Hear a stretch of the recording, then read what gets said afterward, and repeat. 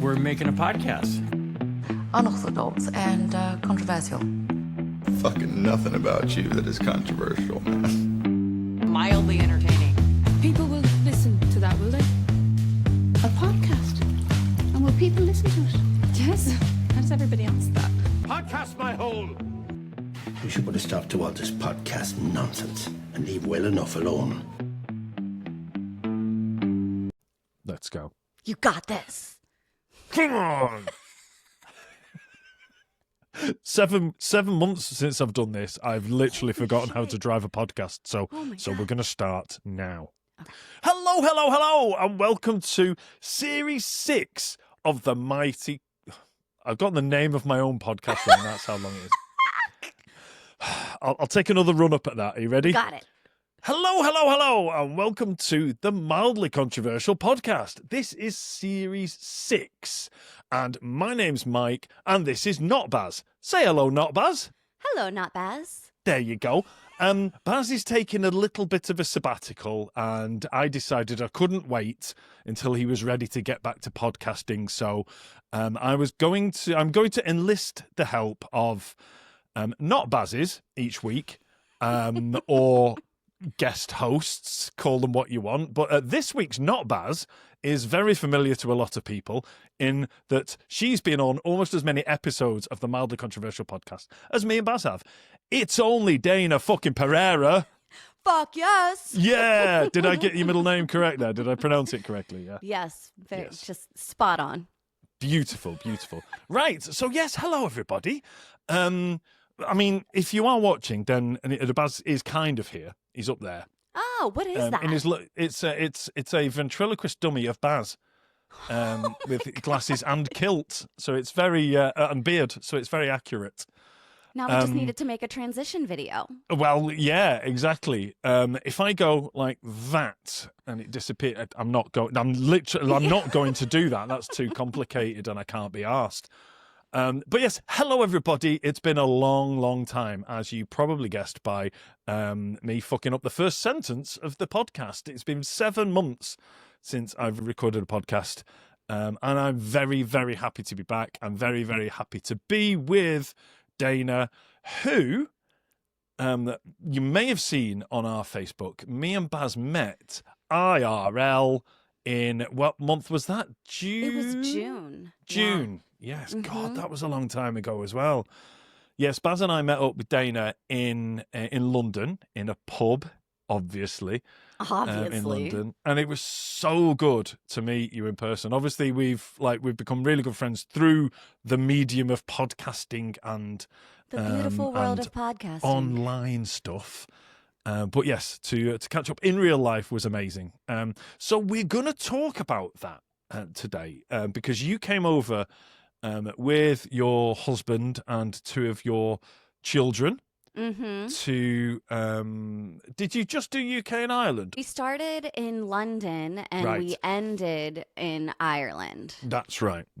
I remember now. I wasn't there with her. It's not that I've forgotten the whole thing. I just I've forgotten the itinerary. But no, so we're going to have a bit of fun with this. We're going to talk about, in general, about traveling. So I've got a couple of things. I've been doing a little bit of traveling. So I've got a couple of things I want to get off my chest in terms of mildly controversial opinions of air flight or airlines. I have lots of opinions about flying. And then I've got a little quiz / challenge set for you to see how much you learnt when you were here. I would like to let everybody know that this is a fucking pop quiz. I was not told that I was going to be quizzed. Yeah. For the people in the UK and Ireland who don't really understand what a pop quiz is, it's an ambush. Is what it is. I am being ambushed right now. Yeah. It's an ambush quiz. That's what this is. And then I have asked Dayna to come along with the best and worst things about the UK and or her trip. So we've got all that coming up.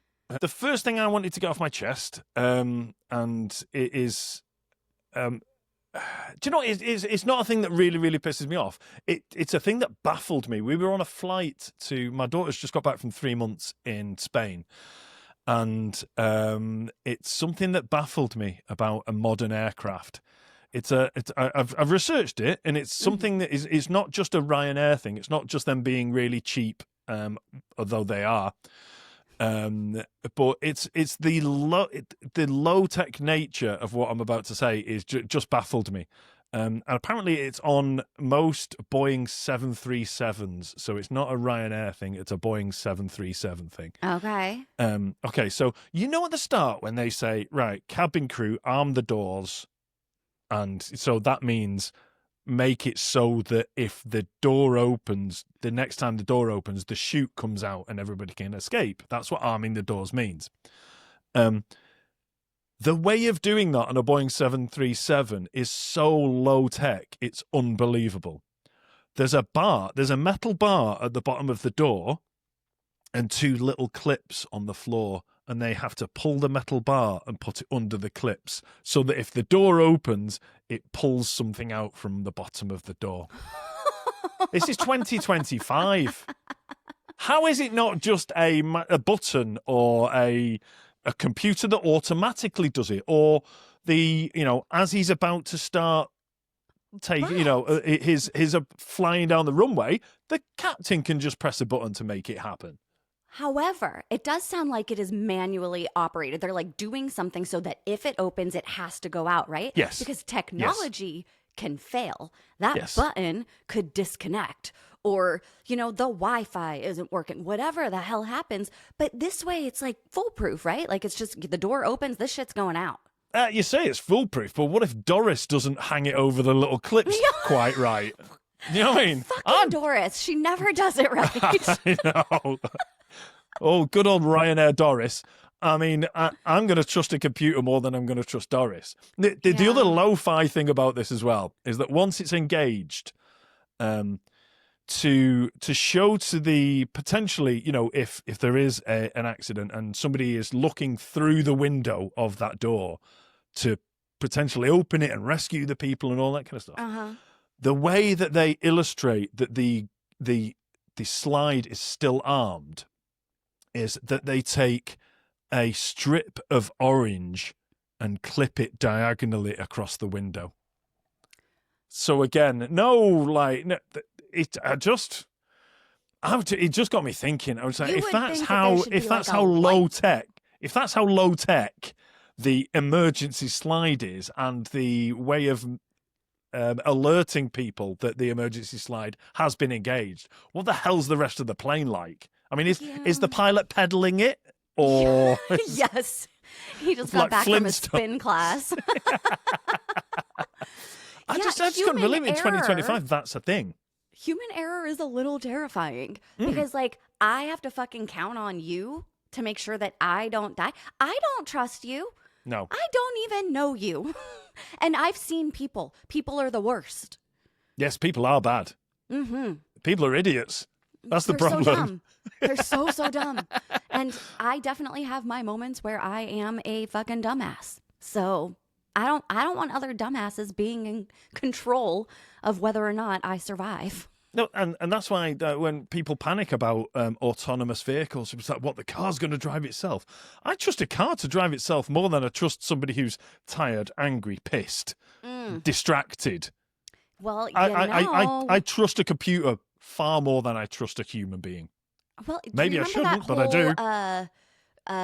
Man or the bear conversation that was happening a while back. Do you remember that? No. They would ask women, would you rather be caught in the forest with a man or a bear? And all of the women were saying they would much rather be in the forest with a bear than a man. Because you just said Uber drivers, they get tired, they get angry. I'm like, as a woman, I have to worry about if my Uber driver is going to try to sexually harass me in the back of the car. Exactly. So that's another reason. Your autonomous vehicle's not going to sexually harass you, is it? No. And if it does, I must be looking good that day. Because, damn. You're looking hot to a computer. Yeah. That's what you've done there. I've turned a computer on. Wow, you've sexualized a computer. How about that? Fuck. Good work. Thank you. Good work. Man, So I'm yeah, really proud of so myself. how was your how was travel? I'm kind of about to ask this question. How was traveling with two youngish children for such a huge distance? But I suspect you didn't do it cramped up with your knees by your face. I suspect it was in comfort, wasn't it? We did. It wasn't like the first class section of the plane. It was like the next one back. So we had a little room, business but we weren't class. like in pods or anything, which I'm like, I'm dying to get into one of those pods. At some point in my life, I am going to fly to Europe in one of those pods. I've done it to the States, and it's incredible. Yeah. It wasn't paid by me. It was Yeah. paid by a company that has a lot more money than I have. But yeah, it's one of those things that you once you fly real business class or first class or whatever. I've done it a few times, and it's just unreal. I do remember very quickly one story, because it is relevant because it involves an American woman. We were getting on a plane back to the UK from LA, and we were flying business class with work. So there was 3 of us, and we were early to mid-20s and dressed very casually. And the announcement goes up, can all the first and business customers please go to the, so we started walking, and this really angry American woman barged us out of the way, and she goes, they said first or business class, like that. And I was just like, yeah? It's like assuming that scruffians like us could not possibly be in first or business. And so we just kind of let her go, because obviously she's having a worse day than we are. So she gets on the plane first, and it was a Boeing 747. And when we got shown to our seats, she was sat at the bottom of the stairs, and we were going up the stairs. Bye-bye. Us peasants are going to go upstairs now. I should probably wave like the Queen right now. So yeah, that was we had the last laugh on that one. But yeah, how was it? How was the traveling? The traveling. How do you find? Do you enjoy air travel? I don't love getting on an airplane because of the whole possibly falling out of the sky and dying thing. But I do force myself to do it, because if I want to experience the world in any kind of capacity, you gotta get on an airplane. So I kind of like, I get on a plane and I think, well, if this is the last time that, I'm boarding a plane, then I guess it's just my time. Like, I have to come to that very, very, it has to come to the very consciously to the forefront of my mind that I can just let it go. You need to make peace with your own demise before you're happy to get on the plane. Is that what you're saying? Pretty much. I'm very aware of my mortality boarding a plane. I have mentioned this before on this podcast, but I have a special little tradition that I do just before I turn my phone off. Is it take a Xanax with a shot of whiskey? No. It's one of those things where it's a joke where I hope the punchline is never told. Okay, but it's one of those things where I just think, on the off chance, I find it hilarious. So just before I turn my phone off onto flight mode, on every flight I go on, I text my wife the words "Scousers are cunts." You're aware what a Scouser is, right? Someone from Liverpool. Oh, it's somebody from Liverpool. Cunts, so I know. It's somebody from Liverpool, you see, and there's a Liverpool-Manchester rivalry sort of thing. So once I sent her a text of Scousers are cunts, and I send it just before I put my phone on airplane mode, simply for the fact that if I do die in a plane crash and anybody asks my wife what my final words were, she has to say that my last words were Scousers are cunts. And it's now, because I do it so often now, it's almost become a euphemism for I'm turning onto airplane mode. I love you. I will turn it back. I'll speak to you later when I get there, sort of thing. So, So yeah, like I say, it makes me chuckle every time I do it. But yes, it's certainly a punchline that hopefully never gets told. But if it does, it'll be really, really funny. Well, you know what? I mean, I never want to be standing at your funeral, but if I am, I hope that there's something funny that happens like that. If you are standing at my funeral, what I want you to do, just in case no one said it, is in the middle of it, put your hand up and go, "What were his last words?" Yeah. Just so that, just in case nobody's told the joke. Otherwise, it was a complete waste of time because I know. did die in a plane crash, but the joke never got told. Yeah. Don't worry, I got you. I would hate that. Thank you. You've got. I want you to promise me that's what happens. Right. I just want to tell you something else that happened. We flew to Madrid to see my daughter, and we were getting off the aircraft, and there's people standing up, getting their bags off the thing, and walking out, and everybody was getting off the front of the plane. And as I got towards the front of the plane, the lady went, "Can you just stop, please?" I was like, "Why?" And she went, "We need to balance the plane. It could tip up." Oh, what? I was like, I've been on hundreds of flights, and nobody has ever said to me, "Please don't walk to the front of the plane. There's not enough people at the back. The plane might tip up." Oh, no, I think what it was, there was too many people at the back, and she was scared that, it's a veiled dig at me being fat, I think. Yeah. But it was like, She was roasting you. yeah. She said, "If you get off this plane, the fucking thing's going to tip up because you're balancing out the 30 or 40 people who are at the back of the plane." I laughed. I was like, "Yeah." And she was like, "No, seriously, can you wait there?" It's like, until what? Until some people behind me are ready so we can all walk off together to balance out the plane. So That is hilarious. My mother is a flight attendant, and I'm going to have to ask her some of these things because... Can you please? Because Yeah. I've been on hundreds of flights, and I've seen many, many more planes, obviously, by visiting lots of airports. I've never seen one with its arse on the ground and its nose in the air because too many people were at the back. Not a single time. It definitely sounded like something she'd made up, but she looked at me like I was an idiot.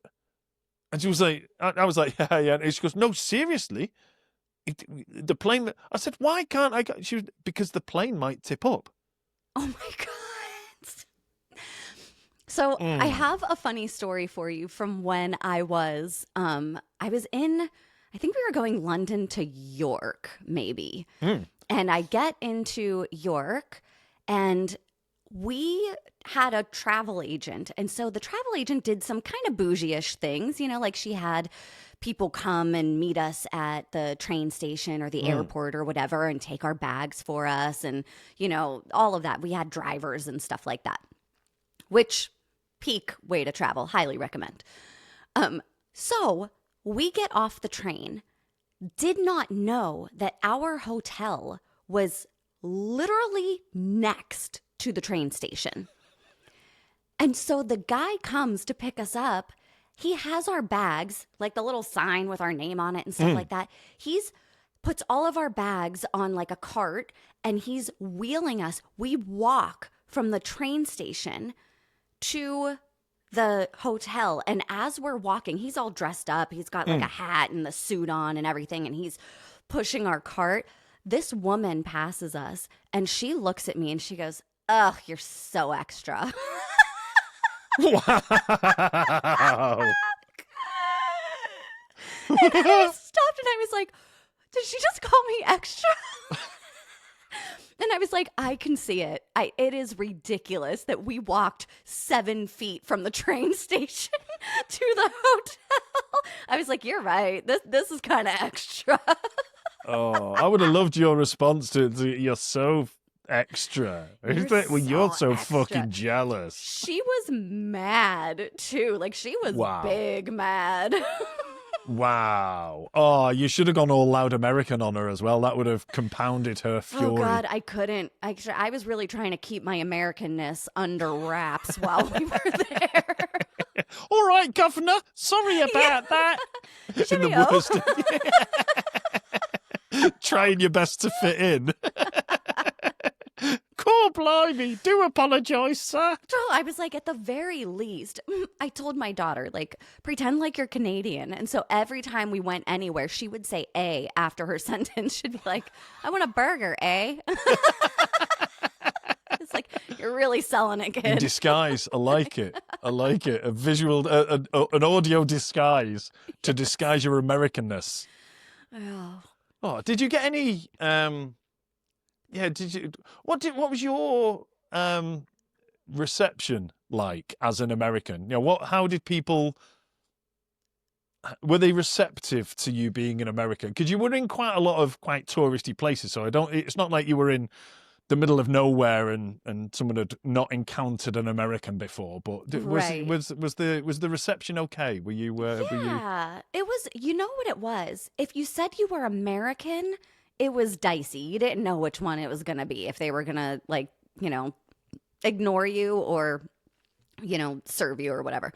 But if you told them you were from California, they were like, "Oh, you're okay." Yeah, we like those ones. Yes. Yeah. And so anywhere we went, if somebody asked where we were from, I just said California. Brilliant. Because I was like, I'm not trying to roll the dice here and see if you like us or not. So California, and most of the time with California, they're very warm, welcoming receptions.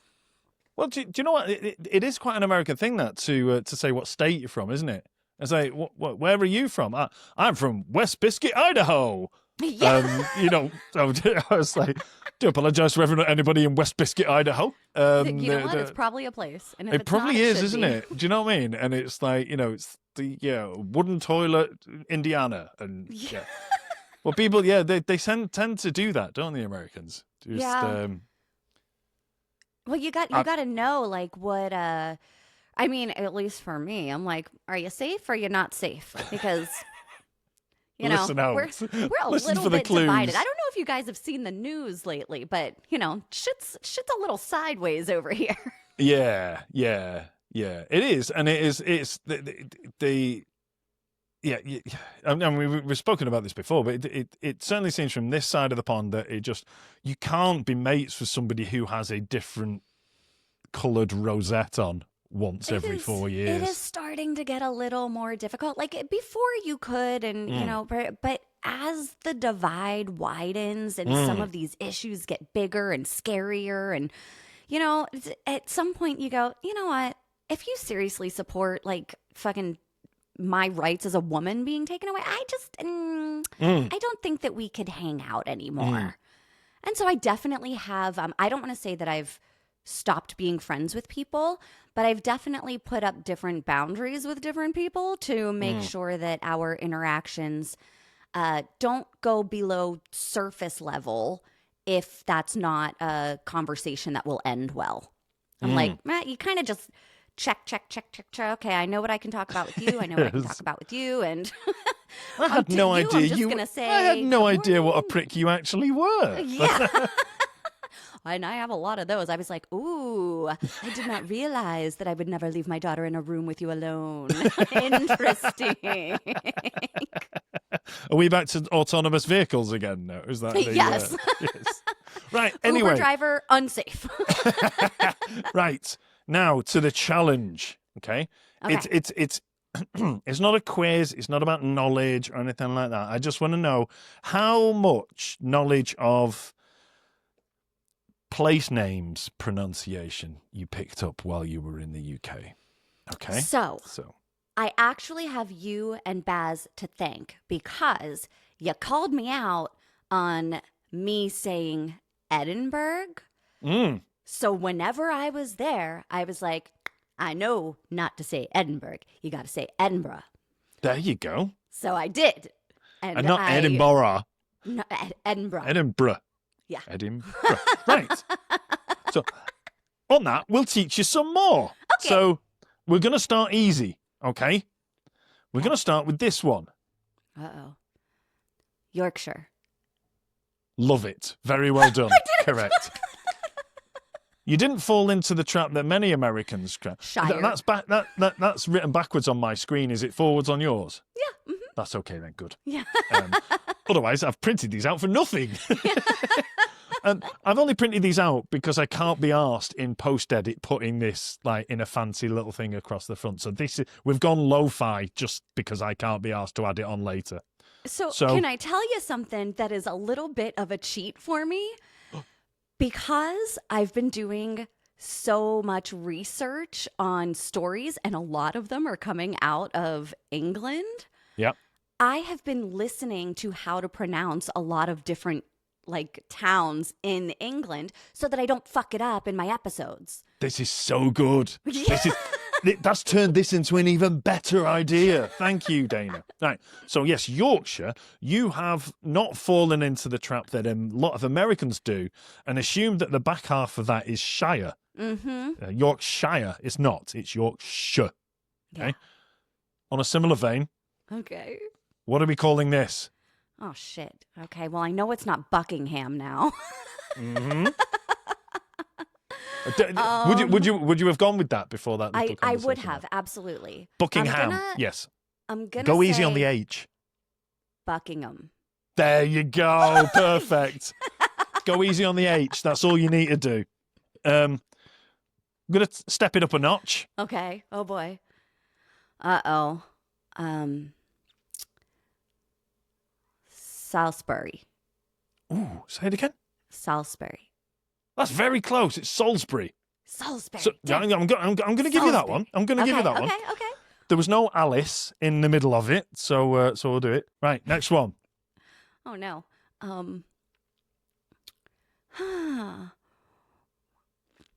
This one is going to be difficult for me because I really want to call it Warwick.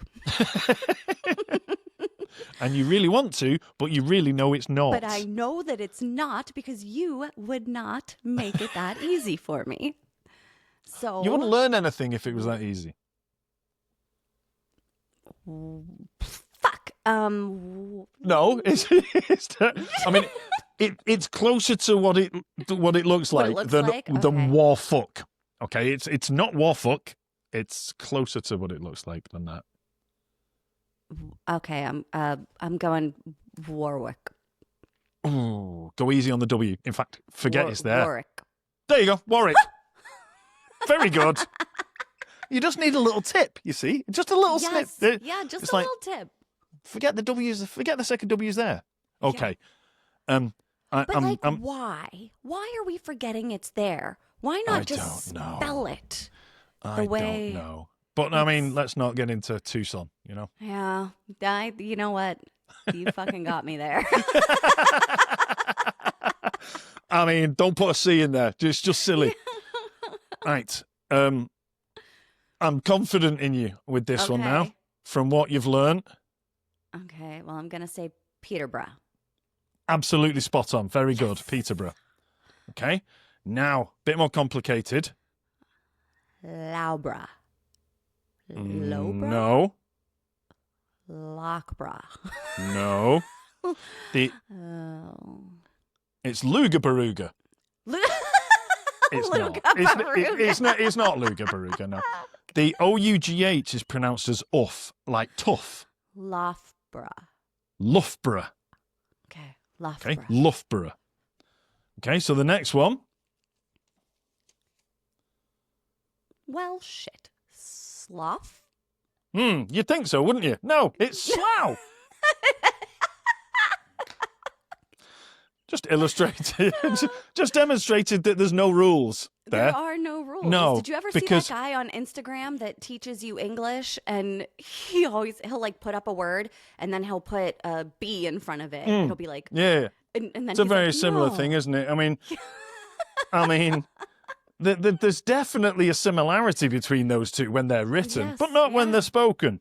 Right. Not when they're spoken. Where are these places at? Are we in England? Are we in Ireland? They're all in England, yeah. Both? All in England, No, okay. they've all been in England so far. Mm-hmm. This one? Well, shit. Leicestershire. Ooh, close. Ignore the E, but pronounce it like you did. Sorry, ignore the I, and then pronounce it like you did then. Leicestershire. Leicestershire. Leicestershire. Leicestershire. Leicestershire. I didn't even go hard on the E. I didn't even go down the route of the Worcestershire. Oh yeah. Oof. Wash your sister's sauce. Yeah. That's a people listening will get that. It's a TikTok thing. This one here.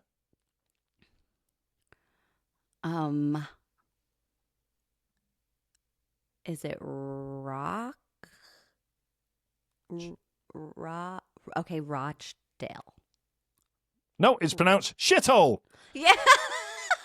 That's not. It's Damn, just a that dig. one was hard. Yeah, no, it is I didn't Rochdale. even know those letters could make those sounds. It is Rochdale. That's just me having a dig at a town next to Bury. I tell you what, Dayna, if you get this, I didn't even know this one, right? Okay. But if you get this one, I'll bake you a cake, and I'll bring it to you in California. All right. I'm like, can I ask Siri? I could really go for a cake. I don't know if the gay I'd get this one. Code Manchester. No, this is Gumpster. Gumpster? Gumster. Stop I don't know if there's a P in there, or Gumster, or something like that. It's just stupid. Anyway, the last one. This is the only one that's not in England. Okay, Londonderry. Now, if depending on which part of this town you come from, you're correct. But seeing as I'm from a border town in the Republic of Ireland, this is the only town with 6 silent letters at the start of it, because it's pronounced. It's just Derry. It's pronounced Derry. And all the street signs around here will have this bit painted out, so it does say that. That's hilarious. And yes, as far as I'm concerned, having lived here for 6 years in on the border, in a border county in the Republic of Ireland, I have learnt to definitely not pronounce the first 6 letters of that. I made that mistake on a bus once. Not going to make that mistake again. Were you made fun of? No. In my defence, I walked up to a bus and it said, I won't even say it out loud, I can't even bring myself, the full word that I showed you, that you said, yes. Which, if in one half of the city, is exactly how it's pronounced. I walked up to a bus and it said that on the top of it. So I went, and I didn't know how much it was, and I said, a single to that place, please. I'll have to say it to make it so I said, a single to Londonderry, please. He went, single to Derry. There you go. I was like, oh, fuck. Because all the way up, I was like, oh, is it Londonderry? That was some passive aggressive. So I was like, what do I do? Do I say Londonderry? Do I say Derry? It was like, I mean, if he's one side and I say Derry, he's going, how dare you? Because my daughter was at a party once and was saying that she was going to come and see us. She was in a party in Manchester, the daughter that lives back in Manchester. Mm-hmm. And she was saying, she was at a party and she was talking to a guy from Northern Ireland. And she was saying, I'm going to my dad's soon. It's like, she said, where does he live? He said, he lives somewhere in Ireland, but I'm flying to Derry. He was like, how dare you call it Derry? How dare you not say the London? It was like, who do you think you are? It's our word, all this kind of stuff. And I was like, wow. I was like, did you not say that's what the airport's called? Yeah. Because the airport's called the City of Derry Airport. I was like, it's an easy get out, isn't it? I was like, well, and that's really weird, is like, because on the departures board, sometimes it'll say Londonderry on the departures board, but the airport is actually called the City of Derry Airport. See, and that would be very confusing for, like, if me, an American, came over there and I was, like, looking for a certain something and it didn't match exactly. That would get me very lost. I mean, to be fair, it is due to 700 years of occupation and oppression by the British, who decided to change the name from Derry to Londonderry. So I can understand why. And you've actually given me a great tip there. I should have got on the bus when I was umming and ahhing in my head. It was like, oh shit, is it Londonderry or is it Derry? I should have just got on the bus and gone, can I get a ticket to Londonderry, please? I'd have got away with it. Yeah, but you might have gotten jumped whenever you got off the bus. That's a very good point. Yeah, there is that, isn't there? Oh, I've got it. Could I get a ticket to Londonderry, please? I'm from California. Thank you very much. Goodbye. There you go. There you Nailed go. it. I mean, Nailed it. I don't know if you noticed, but that was absolutely spot on a It really California was. accent as Yeah. well. Mhm. I mean, it's a talent to have. I don't like to go on about it. Right. So, okay then. So we've had some good conversations there. I've enjoyed those, but now, how do we do this? We'll do the three. Do you want to do the three bad? It's a bit like, I've got bad news and good news. Do you want to do the three worst things about when you were over here, or the three I can best tell things? you Do you want the three. Let's start worst. start so worst that we and can finish get on a those high? out of the way, and then we can finish on a high note. Yes. Okay. Okay. What's your first worst thing about the UK? I'm looking The forward to this. smoking. There is so much smoking. Everywhere I went, there was smoke in my face. Every time, in California, people don't really smoke. Sometimes they do a little bit. And here's the thing. I am a former smoker. I smoked from the time I was 12, maybe 13. Wow. Until Bad I girl. was like 20 years old. And I'm talking like pack a day. I was a hard smoker before I got my period. Wow. I would have loved to. I'm aware how this sounds, so I was gonna say I would have loved to have met 12-year-old Dayna. Now, in this context, because I was like, "Hi, how are you doing?" Yes. Just like Patty and Selma off yes, Simpsons. gravel in the throat, smoker. I just smelled like smoke all the time. No, I wanted to fit in with the older kids, and the older kids were smoking, and so and you could go down to the corner store and say, "I need to buy a pack of cigarettes for my mom," and they would just give it to you. Wow. So 12-year-old me would be showing up with whatever it was, $3 or however much cigarettes were back then, probably way less. And I would buy a pack of cigarettes, and I would be out on the street up against a building smoking my cigarettes. I love this image of you. It is so Just it's almost in sepia in my mind. Do you know what I mean? It's or in black and white, like a gangster movie. But the thing is, I didn't hit 100 pounds until I was a senior in high school. So I was like this teeny tiny scrawny thing. I didn't hit 5 foot until I was a senior in high school either. So I was like, That's because super smoking short. stunts your growth. Yeah, no kidding, right? I was just this teeny tiny toddler smoking cigarettes. So, okay, go back to, because it must have been way, way worse in the UK, because I don't notice hardly anybody smoking in the UK when I go back now. Every time, just walking outside or anything, there was so much smoking, or at least enough for me to notice, because I don't walk past hardly anybody with a cigarette in California. Hardly ever do I. That being said, to be fair, I also don't go out a whole lot. So Or if you that do, might somebody, have a little something to do with it. or if you do, somebody with a top hat is wheeling your luggage ahead of you. Yes, the 7 feet. and wafting the smoke away for you. And most of the smoking in California that I smell is weed. It's not actual cigarettes. Which is a much nicer smell, isn't it? It's a much more pleasant better. aroma. Yeah. I'm But okay there with was that. A lot of smoking in the UK that I was walking around plugging my nose. Well, it was banned in 2004 indoors.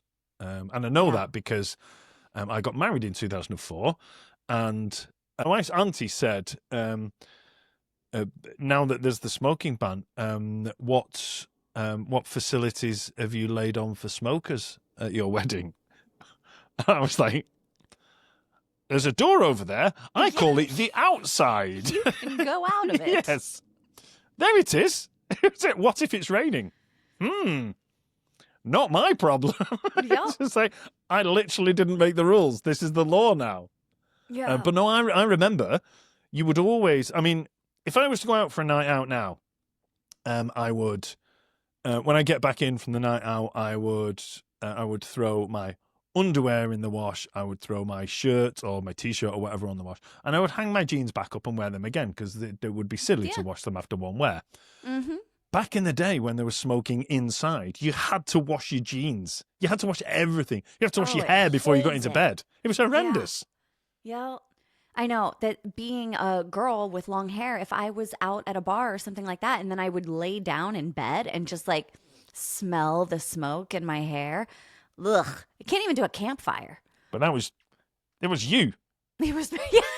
That was you smoking up against It a was wall. just me. You had nobody to blame for that banging one. darts. Okay, look, I'm amazed at that because I've obviously been around when it's been much more prevalent. I don't notice. I see a lot of people vaping and things like that, but I don't. There's nowhere near as many people smoking as well. But yeah, there's more than none. So yes, I mean, again, so if you come from a place where there are none, it's going to be noticeable. Yeah. There you go. Right. Okay. Let's go for the second thing that you disliked about the UK. They have banned pit bulls. Mm-hmm. And my favorite dog is part pit bull. And I'm like, oh my God, if I were to move over here, I couldn't bring my dog with me. And he's the best thing in the whole world. I'm not like a breed specific kind of gal. I'm like, I just love dogs. And I think you would be allowed to bring him as long as you cut his balls off and his balls are gone already. And you just have to muzzle him in public. Oh, interesting. I think that's the rules. Yeah, but you can have them, but you can't sell them or buy them anymore. I think that's the way they're. Well, because I don't know a great deal about dog breeding, but I do know if you cut the balls off, eventually there'll be less of them. A lot of doodle mixes over there. That's everywhere we went, there were doodle mixes. Mm-hmm. And we know that they're the fucking dangerous ones, don't we, Dayna? Sure do. Oh, there you go. Can you see that? Yes, this is the exciting news, by the way. Look at this exciting news, by the way. If you were fortunate enough to listen, but more specifically watch the last time Dayna was on here, I showed quite a brutal photograph. It was graphic. of Dayna's missing pinky tip. Dayna had the top of her little finger bitten off by a deranged animal in her home that is still in her home. Doodle mixes. Big fucking massive doodle mix thing.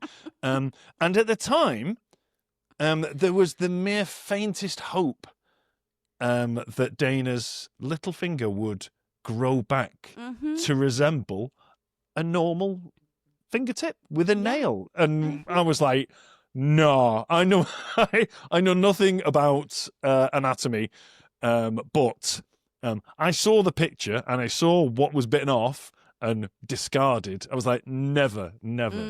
Show us again. That's amazing. A little nail. She's a little wonky, but she's there. Look at that. Hey, that is incredible. Now here, I'm like, I don't even know if I could show the difference there. Oh yeah. There's definitely it's not just the nail difference, it's obviously the finger. The size but that's incredible. Of my pinky finger. I know. Nobody even notices. Like my whole fear was like I was going to shake somebody's hand and they were going to be like, "What the fuck is that?" Why have you got one Trump digit? And so far, nobody has even pointed out my finger a single time. It's always me. Like, look at my finger. But the thing is, if you go look at my little finger, I'm going to go, what? Yeah, what? Nobody will notice a thing. It's incredible. Mm-hmm. It's absolutely incredible. I so know, yes, crazy. Yeah, it wasn't the pit bull that bit my finger off either. No, it wasn't the pit bull. It was the deranged doodle mix, and I've got two of those. They are deranged. They're not aggressive. But they are deranged. Yes. But yeah, no. See, I am a massive dog lover, but I think it might be because in the UK that particular type of dog is favoured by shirtless simpletons who walk around in their pajamas at 4:00 in the afternoon, having had 15 pints, Right.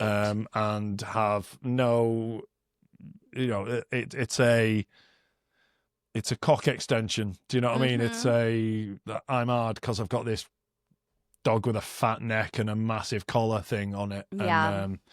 And yeah, with zero training or understanding of how a dog or a human should behave. Yeah. So it's definitely not the dog's fault, No. but it's an easy way to stop it happening, because I do kind of get it. And it's kind of, there are some dogs that are bred to fight initially. I mean, they could be really placid and things like that. But if one turns, one of those things has a much, much greater chance of ending your life than There are a definite poodle dogs or that, something like that. Yeah, being in the dog rescue biz, there are definite dogs that I will fucking side eye, that I'm like, nope, not going in there. In fact, I had a woman one time invite me into her dog pit of big dogs. And I walk in and she was like, oh, by the way, that one there bites. That one, watch your stomach. She always nips at your stomach. And I was like, did you not tell me this before inviting me into the dog pit of hell? So I'm like, all dogs can be Oh, yeah. dangerous. But I mean, physically, the physical attributes of those dogs, the jaw is jaw, very, very strong. Exactly. So I think that's where it's from. Anyway, I remember when I was 13, I went round to my friend's house who had a Doberman. And I am a big dog lover, but I wasn't a lover of this big dog. So I'd go there and it would just be like right in your face, like really intimidating, like that. And then I'd sit next to it and I'd be stroking it. And she'd just stroke him. It'll be fine when you stroke him. So I'm stroking him. And we're chatting away. And just as I'm chatting away, I just happened to stop stroking him. He turned on you. Oh, shit, sorry. Like, if my hand was stroking him, he was fine. Other than that, my life was in danger. So I didn't go around to that guy's house very often. Man, what a bully. I know. Right, okay, so that's number 2. So number 3 then. Okay. Your third and final worst thing about the UK. My third and final, and it's through no fault of their own. It just happens to be the location. But it is fucking frigid all the time. Everywhere. I went on a vacation. I packed like nice, warm weather stuff and a couple of cold stuff because I thought 50 degrees there was the same as 50 degrees here. It is not. Those are two very different 50 degrees.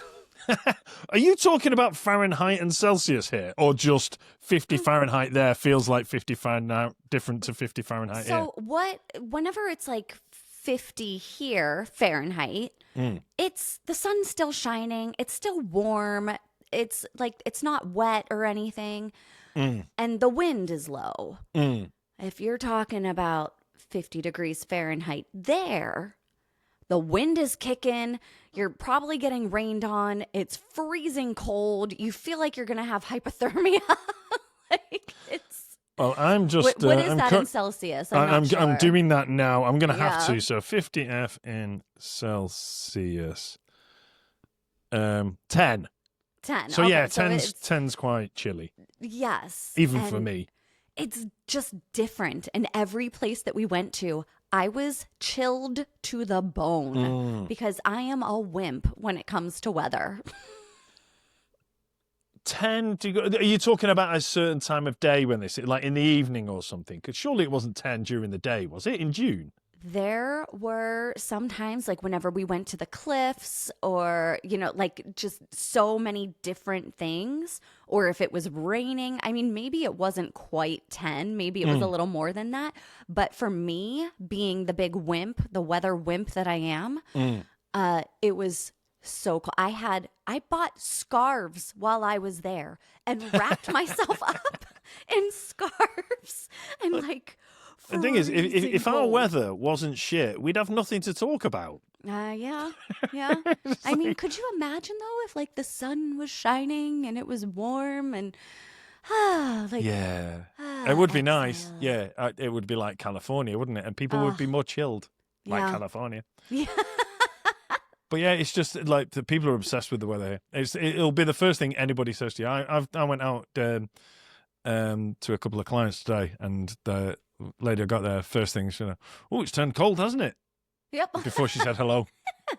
That's just that's Ireland and probably England. I don't remember that long. It was 6 years ago when I was in England, so I don't remember that anymore. Well, like I don't even check the weather report here. I just see. live my life. And then I'm like, oh, somebody will be like, oh, if it's going to rain here, it's big news. And they're like, it's going to rain next week. And Yeah, I'm like, well, I play golf and sometimes work outdoors, so I've got an app that I've upgraded to be able to tell me day by day what the exact weather forecast is for the next 2 weeks. And it even goes hour by hour. So if I'm going to run, you don't have the luxury of just going, yeah, I'll play golf on Wednesday. Yeah, not a problem. And before you say you're going to play golf, you have to look at not just the day, but the time. You just go, well, there's a window between 10 o'clock and 3 o'clock. We could probably play then. Excellent. Let's do that then. So that's the life here. So look, I get that. If you come from, I mean, that's just a veiled flex that you live in California, really. That's hey, weather's beautiful here. Okay, let's get on to the good stuff then. What's your first good thing? all right. So it's going to be a little nerdy of me, but I'm going to say it anyways. I love how much history is there. And whenever I say the history, I am fascinated whenever I am learning about something and I'm like, what do you mean he beheaded his wives? Like, it just blows my mind. The fucked upness that has happened for so long. And I am just, I am smiling over how much fucked up things have happened. It is fascinating. There is always something to learn, and it's around every single corner. You walk into a bar, something crazy happened there that they gotta tell you about. You know? You walk down the street, they're like right there is something. Everywhere you go, something crazy has happened that you're like, you could never be bored if you're just like learning about all of the stuff that has happened in the past. Yeah. I mean, if you had stole your country a few centuries before, you might have had some history yourself, you see. Yeah, we don't got all of that here. I remember once I was in Brussels, and in the main square in the evening, I'd never seen it before. I think a lot of places do this now, but they put on some classical music and they lit up all the really old buildings in different lights and like a light show on these old buildings and stuff. And I was only 19, so a long time ago. That's like 30 odd years ago. And I turned around and there's an American guy, similar sort of age, like 19. He's like, I was like, "You're all right, mate." He went, "Yeah, man, this place is older than my country." I was like, I chose not to correct him on that. I was like, Yeah. I think some people might disagree with that, but Yes. it might. These buildings were probably here before somebody found that place that was already populated. But That yes, was I get your point. already a place. I get your point. But no, I mean it's like, you know, Baz's house is probably I know Baz's house is not typical. I mean, it's a very, very old building. It's like Baz's house is older than probably 99% of the buildings in the States. Baz's house in the States, the age it is, would be like there would be a fucking gift shop. Yeah. And you know, and a velvet rope at the front of it, and Baz would be showing you around. Exactly. You Yes. know, it's selling you Baz's house tea towels on the way out and fridge magnets. Yeah. I mean, there's a pub in Bury from the 11th century. Wow. I mean, I just did a story from the 11th century, and I'm telling you, it just blows my mind. I'm endlessly fascinated with all of the history. We will mention it. We'll give Dayna an opportunity to properly plug it at the end of the episode. I know. I keep saying my episode, and then I am realizing, I haven't even talked about it yet. But So. Dayna's new podcast is it's all about history and the cool things that happen in history. I have to admit, I haven't listened to it because that's not really my thing.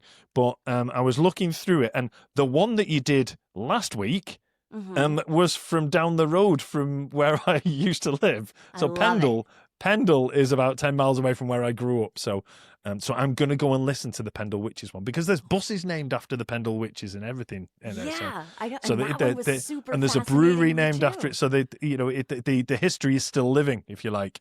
Yes. So I'm going to go and listen to that. But we'll give that a proper plug at the end. So, okay. So what's your next good thing?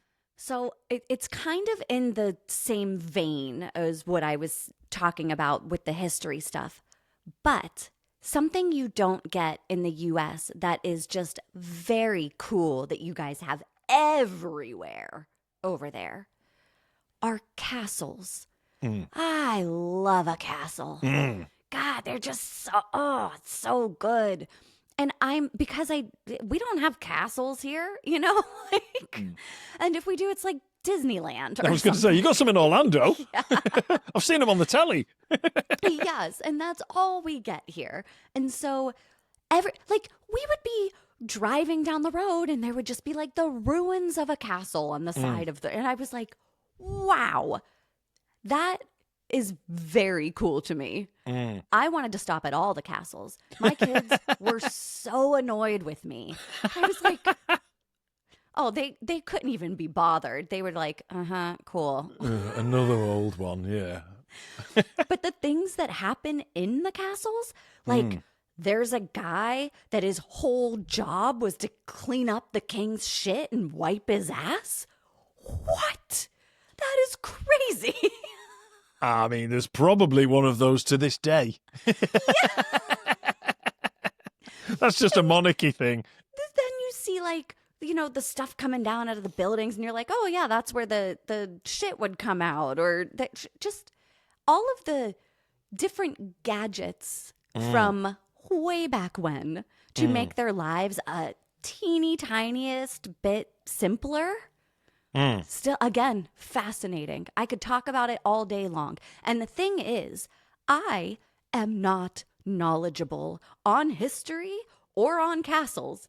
That's why it fascinates me so much, because I get to go on and learn. I don't know shit. Whenever I go to these places, I'm like, tell me everything, because I don't know anything. You do well. You will do if you keep doing the podcast. Yeah. The Loreplay podcast. There you go. There's a sneaky plug, but we'll give it a proper one later. I love a castle. I love the aesthetic of a castle. I love everything about a castle. I want to live in a castle. I think that's what it comes down to. If it wasn't so fucking cold there, maybe I would have bought a castle. Well, I, for one, hope your husband doesn't listen to this episode. Yeah, no, because he better get out. He better get out and get some more contracts. Yeah, I know. This sounds like a stand lady me. with expensive tastes here. I am such a pain in his ass. I did pick that up from when you were over. Yeah. Okay, the final one then. That was the last best thing about the UK. Okay. Now this one might be a little controversial. Oh, well, I mean, if only there was a podcast you could and mention something reason- mildly controversial on. The reason is because I hear that there are 2 camps that you can land in Okay. with a scone. Okay. And it's the clotted cream first and then the jam, or the jam and then the clotted cream. I believe one's Devon and one's Cornwall. I don't know which is which, but I believe down there. I mean, that's fucking miles away. Do you know what I mean? That's like, well, not by American standards. Do you know what I mean? That's probably a fucking shopping trip away. But, yeah. Manchester to Devon is like 6 hours in the car. So what those idiots get up to down there is not of a concern to us. But go on. What's the? There is. I am aware there is like big debate, and probably people have been killed over doing it wrong. What the proper way to do it is. So I will say though, every place that we went, if we were stopping for a snack, I was like, I need all this. I wanted a scone every second of every day. And another thing we don't have here in the U.S. is clotted cream. All right. And I love clotted cream. Like here, if I can't go to the store and get it or anything like that, you have to make it overnight. It takes like 14 hours to make clotted cream. I looked it up because I really wanted to make it. I looked it up and I love it so much, but I can't be arsed doing that. That's a lot of work. That's a lot of effort. Yeah. I mean, you could actually fly to the UK to get some quicker than that, couldn't you? Seriously, my flight would land and before my clotted cream was done. Before your cream was clotted adequately. Yes. Yeah. So I am a huge fan, although, and maybe I'm on the wrong side of this, I do like the cream first and then the jam. Is that incorrect? Do you do it a different way? Or do you not give a shit? I've absolutely no idea. And like I say, Devon do it one way, Cornwall do it another way. I just don't understand the logistics myself. I would, if I was doing a scone, I would put the jam on first because for me the unjammed scone provides enough friction and resistance to be able to put the jam on. Okay. In my head, if you put clotted cream on, which is very soft, how do you spread jam on top of clotted cream? See, I think I'm more of a plopper than a spreader. I am definitely clipping that. With zero Please context, do. so thanks very much. Dayna, you always provide us with at least one incredible quote that out of context is just phenomenal. I've done so my thank job. You. That's it. Yeah, you're more of a plopper than a spreader, Yes. and it doesn't make you a bad person. I'm not here to I guess kink it depends on who you ask. I'm not here to kink shame anyone. You know. So you drop the jam rather than spread it on, do you? Yeah. Got it. And also the cream. I like to.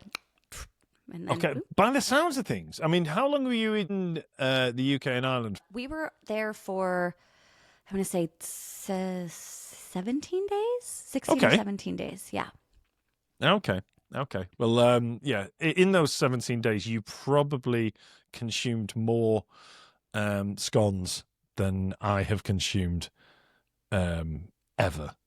I think that the scale, whenever I got back, would confirm that. I got back and I was like, whoa, never saw that number before. I mean, if you can come from America and the food they serve in America to the UK and go back having put weight on, you've tried hard there. You've worked hard at that. Mm-hmm. I very much enjoyed. So now I know that they say like in England that it's like not known for its food. I am going to disagree because every place that I went, like they're really leveling up their game because I loved everything. I was like, yep, put it in my face. Put it right down the throat. I'm eating it. Let's do it. It was all good. That's the second one from this episode.